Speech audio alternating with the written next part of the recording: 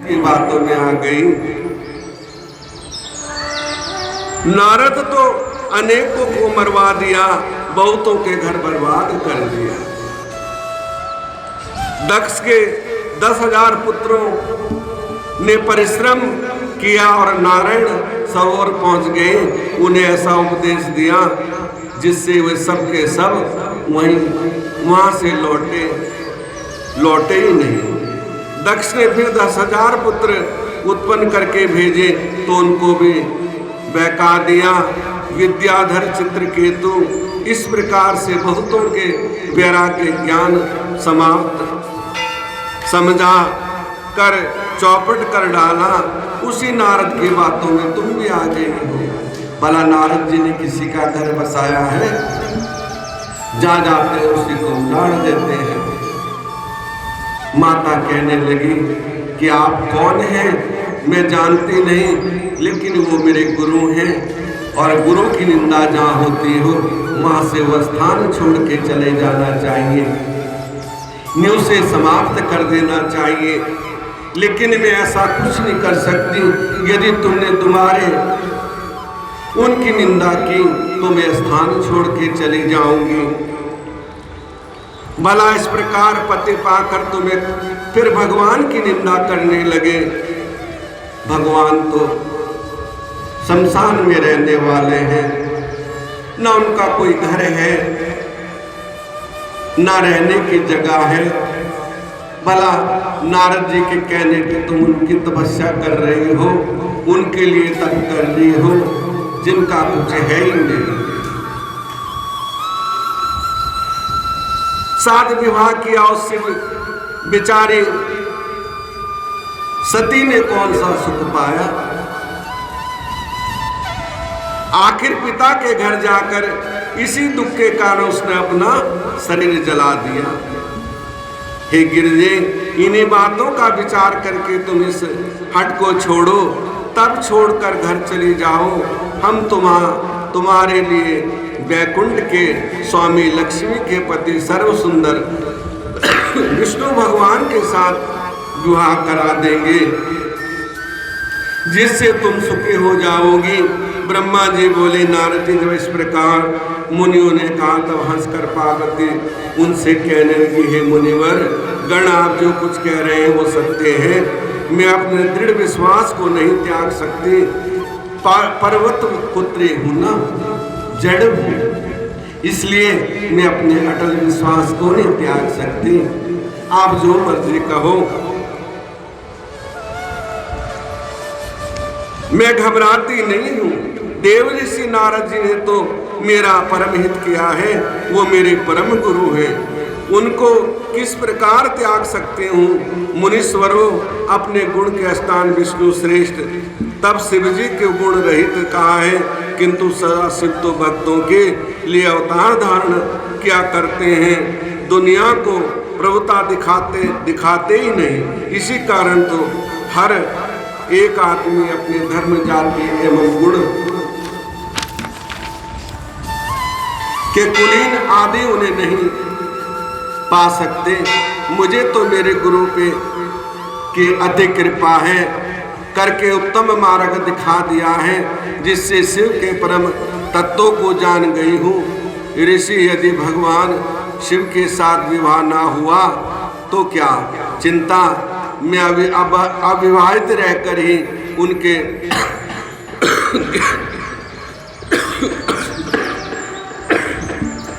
ध्यान भजन में मगन रहूंगी, ध्यान करूंगी। सूर्य इधर का उधर हो से उदय हो जाए, किंतु मेरी प्रतिज्ञा अटल रहेगी। इतना कहकर नारद जी पार्वती चुप हो गई। सप्तऋषि उनको दृढ़ संकल्प देकर आशीर्वाद देने लगे। फिर प्रणाम करके भगवान शिव के पास लौट गए कि वो किसी तरह मानने वाली नहीं है, उसने दृढ़ संकल्प कर लिया है और वो आप ही को प्राप्त कर सकती है। तो इस तरह कहने का भावार्थ अभी जो मैंने पहले आपको सुनाया कि दृढ़ संकल्प होना चाहिए। गुरु के वचन में विश्वास होना चाहिए, तभी हमारा कल्याण होगा, तभी हम कल्याण को प्राप्त कर सकते हैं। अन्यथा तभी हमारी भक्ति सजल है।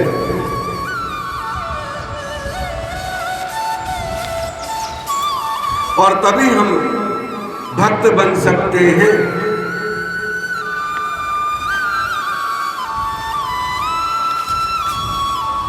और तभी हम भवसागर से पार हो सकते हैं।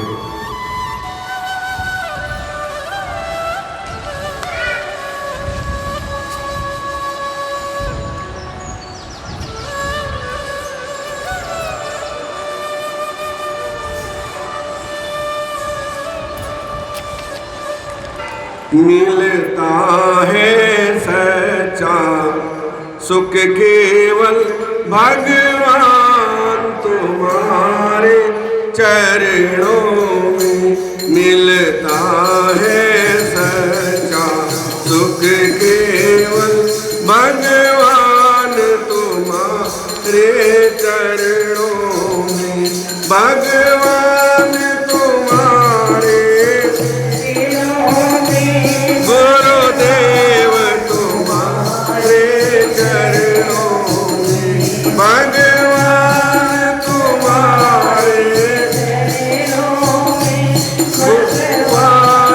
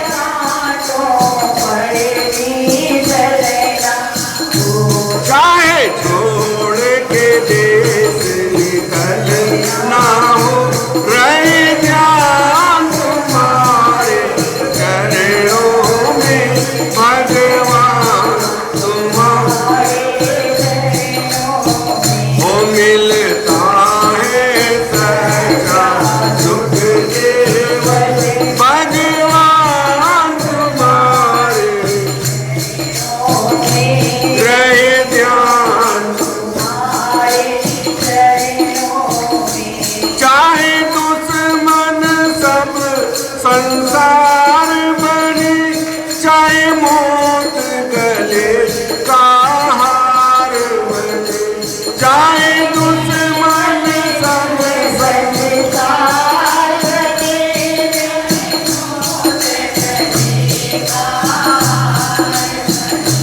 चाहे दुश्मन सब संसार बने, चाहे मौत गले का हार बने, चाहे दुश्मन कुल संसार बने, मेरा जीवन तुझ परिवार बने।